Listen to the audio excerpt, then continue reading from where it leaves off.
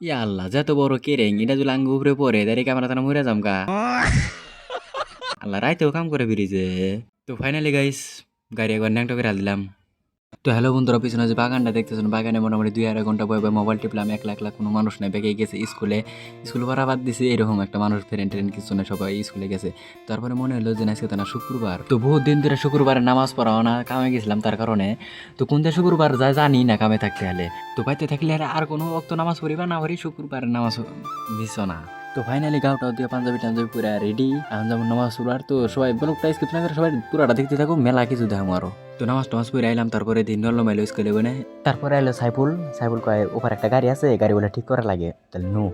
তো হাতে গাতাইছি, সাইফুল মেকার, আমরাই খালি হাতে গাতাইছি। এ পানি, তো পানির উপর দিয়ে যাওয়া লাগবো। আমার আর জানতেন কেউ গাড়ি চলাচল গিয়ে ভালো মধ্যে ফাড়াইয়া যায়। নানারা মনে মনে করবেন যে আমরাও গাড়ি চালান হারি, ফাড়াইয়া যায় হারি তিনজন দিয়ে। দেখমনি ওর হাতে লাগাই দিমনি একবার, সুগারে চলে না গাড়ি, পাতলা গাড়ি না তিনজনে মারাই আইলো। তো ওনার কথা বাদান এই দেখেন যে ব্রিজ, কি সুন্দর ব্রিজ, দুপুরে ফুলবাড়ি ব্রিজ হইতে চাঙ্গরে ধরলাম ভালো মধ্যে যেরকম ফাড়াই এলো। আরো ব্রিজের রাস্তা পাইছে পুরো টান পাগলায়, মোটামুটি 1 বছর কাম হয়েছে তাও ব্রিজে। তুই মন টান দিয়েছে ডাইরেক্ট বাইতে বললাম। তো নরলমে এখন যাবো গা, তোরা চলবো, কাম আছে ওর বাইতে। আমি এটা কি হিন্দি করলাম, তো যাই হোক কি আছে আনেরা বুঝলে হইলো। তো এখন বাইতে যা দেখি কিরকম গাড়ির কি অবস্থা, 3 মাস ধরে বলে গাড়ি ধরে থুয়া দিছে। তো ওই নালা ফাঁসিটা বলে সাইফুল ঠিক করে কদিন চলাবো, যদি চলাই মজা পায় তাহলে গাড়িটা গোটারে কিনে নিব। তো আমরা একটা গাড়ি পাই না, একলা মানুষ বাইতে 2টা গাড়ি নিয়ে আসে। তো গাড়ির অবস্থা দেখে না যে একবার শেষ হয়ে গেছে গা। তো সাইফুল খুলবো, খোলা টোলা দেখেও কি ঠিক করা যায় না করা যায়, কি বা নষ্ট হয়ে গেছে আল্লাহ জানে। সাইফুল মধ্যে কাম করে হারতেছে না, আর আমি ব্রিজের খোড়া গুনতাইছি, কি আর করুম, খায় দেখ কোনো কাম নাই। আমি ব্রিজের খোড়া গুনতে গুনতে মরে দিদি সাইফুল করে ন্যাংটা করে হালতেছে গাড়ি। আল্লাহ কি কাম করে হালতেছে পাগলা।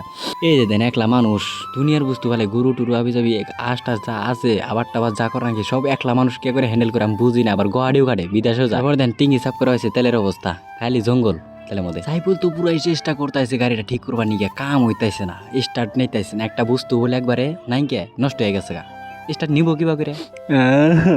এত খান্নি গেলাম দুজন মিলে, তাও গাড়িটা ঠিক করে আলাম না। তাও ধাক্কে আমাকে উড়ান যায় কি, 3জন মিলে ফেরা ধাক্কে আমাকে উড়িয়ে ধরে থুয়ে আইলাম।